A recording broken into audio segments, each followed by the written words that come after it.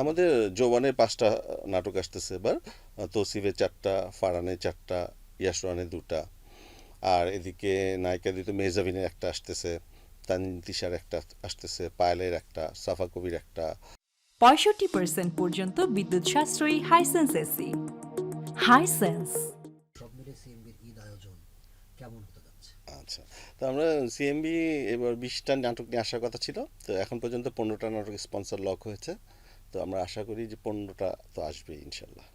এতগুলো নাটক কেন আসলে, আরো তো কম আনতে পারতেন। আমরা 15টা 20টা করে করি। আমরা চাই ঈদ আয়োজনটা আমরা পুরো দর্শকদের সাথে থাকি, এবং সিএমবি সহ যেন মানুষ ঈদ করে। এই জন্য চাই প্রতিদিন একটা করে নাটক দিতে, যেন সবাই প্রতিদিন একটা করে নাটক দেখতে পারে।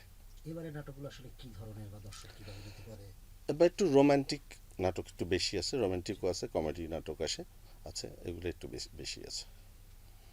তারপর আপনার কাছে স্পেশাল দু একটা নিয়ে যদি প্রত্যাশা কথা বলেন। আমাদের বেস্ট ফ্রেন্ড নাটকটা এবার খুব আশা করছি ভালো যাবে। প্রবীর রায় চৌধুরী, তবে অ্যারেঞ্জ ম্যারেজ শিয়াব শাইন করেছেন, ওটা মোটামুটি ভালো আছে।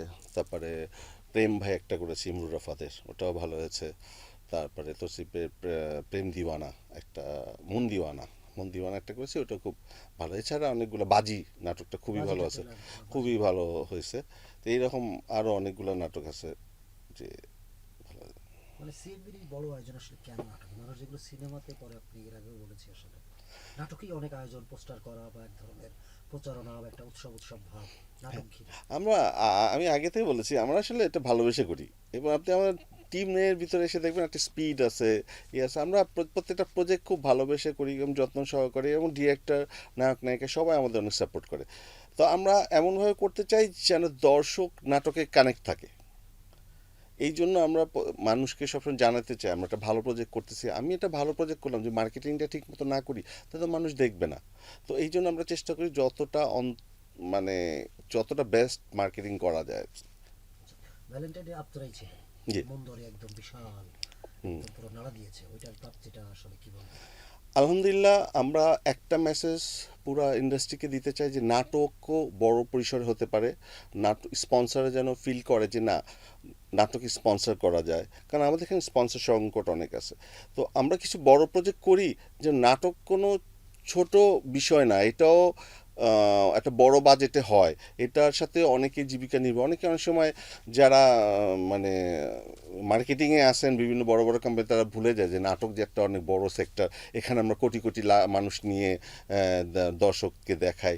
তো এই জন্য আমরা অনেক সময় কিছু বড় প্রজেক্ট করে ওটাকে জানান দিই যে নাটক আসলেই একটা বড় কিছু।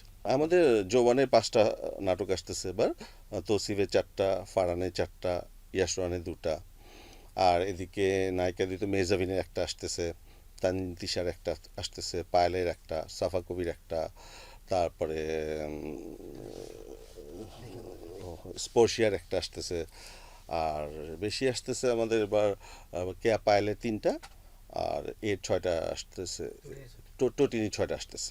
এই কথাটা আরেকবার বলবেন, আচ্ছা, কেয়া পায়েলের 3টা আসতেছে আর টোটিনির 6টা আসতেছে। কিন্তু অপূর্ব ভাই মিসিং কিনা এবার?